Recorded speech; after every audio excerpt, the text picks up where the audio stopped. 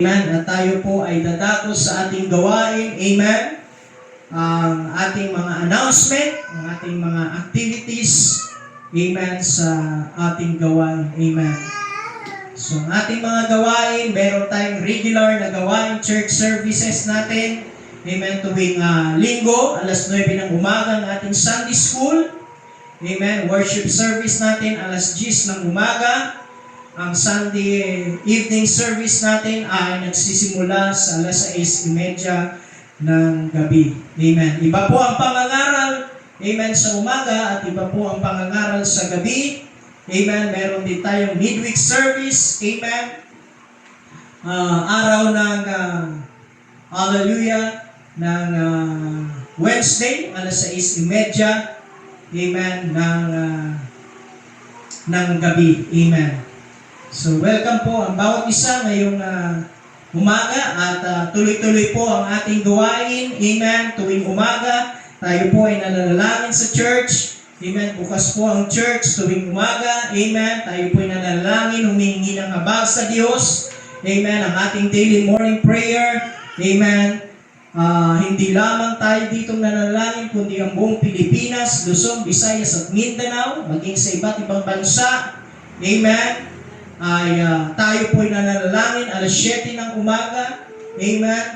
Tumingi tayo ng habag sa Diyos. Amen. Kakatagpuin ng Diyos ang pangangailangan ng bawat churches. Amen. Ganon din, maging bahagi tayo sa street evangelism, pangangaral sa lansangan. Amen. Pag-aabot ng mga flyers. Amen. Ng paanyaya. Amen. Maging bahagi tayo tuwing alas 7:30, amen, ang umaga sa sahod ulan, amen, at Webes ng hapon, amen, at alas 4:30 tuwing Miyerkules at Linggo dito naman sa Amaya. Amen. Maging bahagi tayo at maging abala tayo para sa pag-abot ng mga kaluluwa. Amen. So tuwing Biyernes naman, last Friday of the month, amen, ang ating, amen, hallelujah, ang ating Jubilee Night, amen, sa Baclaran, sa ating Mother Church, last Friday of the month, ngayong buwan ng July, meron tayong Jubilee Service, amen, alas 6:30 ng gabi. So, magkakaroon tayo ng church anniversary natin, first year anniversary dito sa church. Amen. At yan ay August, second week ng August ng ating church anniversary. Amen. Tayo ay mag-isang taon na sa lugar na ito. Amen. So, further information sa mga susunod na information yung ating church anniversary. Kaya ngayong umaga tayo po ay magbibigay, amen, sa gawain ng ating Panginoon. Hallelujah. So, makapagbukas tayo, amen, sa ating Biblia, amen, sa ating pagbibigay ngayong umaga. Ang pagbibigay po ay isang mahalagang gawain, amen, isa sa mga mahalagang gawain ng ating Panginoon, sapagkat ito po ay, amen, ay isang sangkap, amen, upang magpatuloy ang komisyon ng ating Panginoon sa pag-abot ng mga kaluluwa. Amen.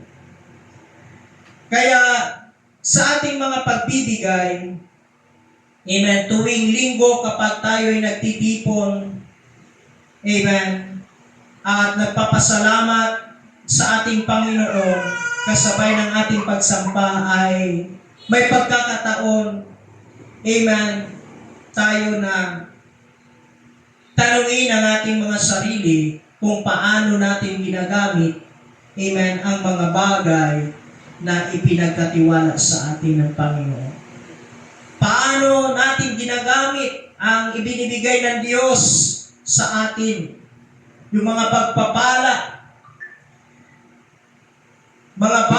ipinagkatiwala sa atin financially ng Diyos.